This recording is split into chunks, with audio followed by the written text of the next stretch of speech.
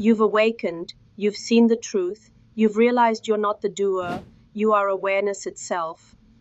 And yet, life still happens, the bills still come, the arguments still arise, the body still aches, the mind still thinks. So what changed? Welcome back to Living the Teaching, Practical Wisdom from Ramesh Balsekar.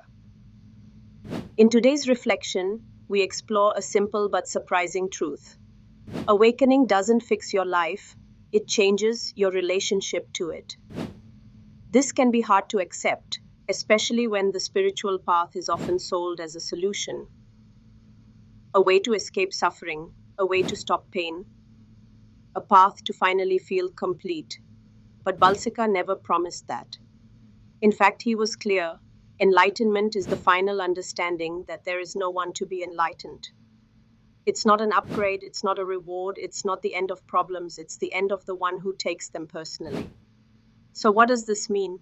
It means awakening doesn't give you a new life, it gives you a new lens. You still feel sadness, you still have preferences, you still play your human role. But now, it's all just happening. You stop being the center of the story, you stop fighting what is.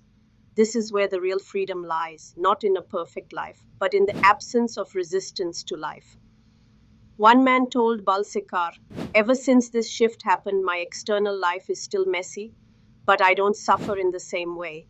And Balsekar smiled and said, "That's it. Life continues, but the attachment to outcome is gone. Let that settle in. Life continues, but the attachment to how it should be doesn't. You may still cry, but you don't drown. You may still get angry, but it passes like a breeze.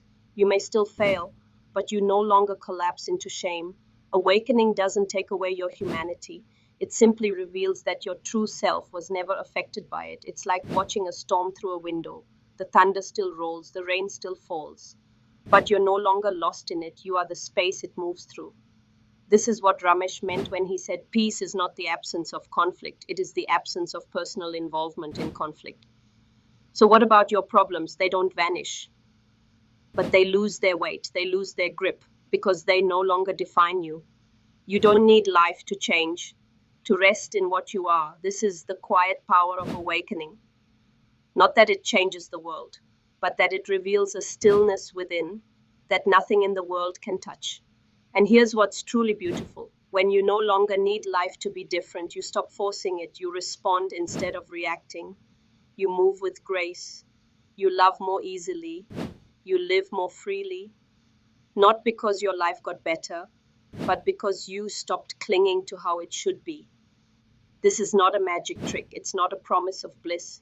It's an invitation to finally be here, as you are, in a life that's still unfolding. So if you've glimpsed awakening and find yourself wondering, why is life still hard? That's okay. It's not supposed to be perfect, it's just supposed to be lived. Let go of the myth that enlightenment is an escape.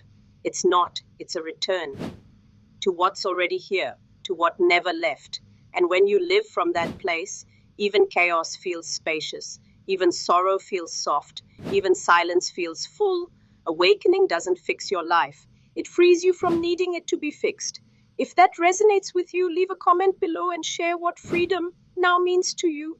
And if you're new here, subscribe to join the journey of living the teaching, where the wisdom of Ramesh Balsekar comes to life in your everyday experience.